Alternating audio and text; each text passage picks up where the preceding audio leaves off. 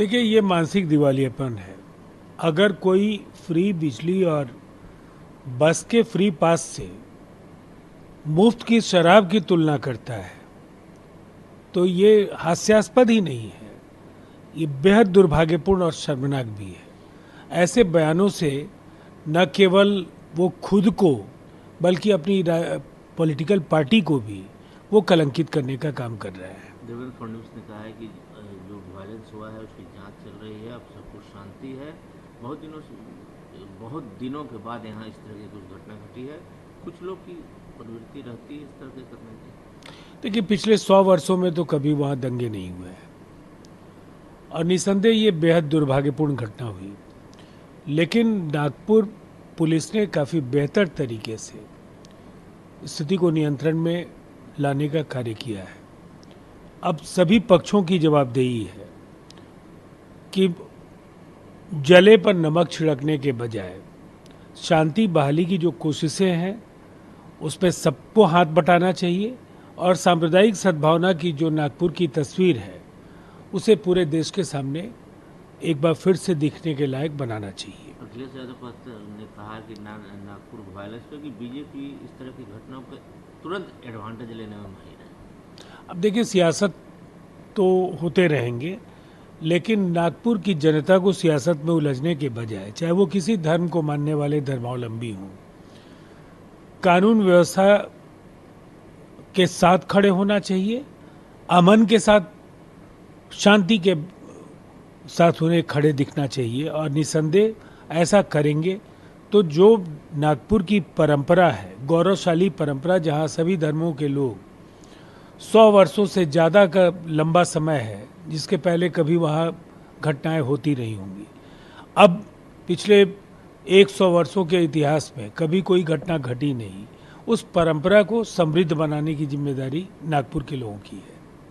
LOP है, Bengal MLA है सुवेंदु अधिकारी ने कहा है कि यहाँ डेमोक्रेसी नाम की कोई चीज़ नहीं है, लगातार हम लोग पे हमले हो रहे हैं।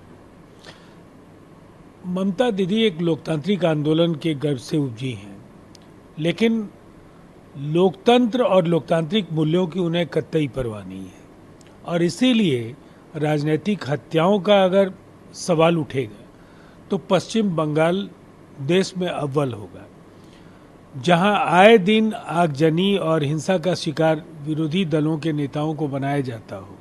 वहां लोकतंत्र को बरकरार रखना एक बड़ी चुनौती है। निसंदेह ममता दीदी को आने वाले समय में चुनाव में जाना है और अपनी गिरती साख को उन्हें बचाना चाहिए। आदित्य ठाकरे कहते हैं कि लॉ एंड ऑर्डर कंप्लीट एकदम पुलिस के हाथ से बाहर निकल गई है।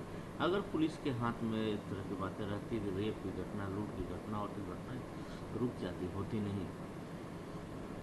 देखिए, जो कुछ हुआ है वो बेहद दुर्भाग्यपूर्ण था, लेकिन अब वहाँ अमन चैन है।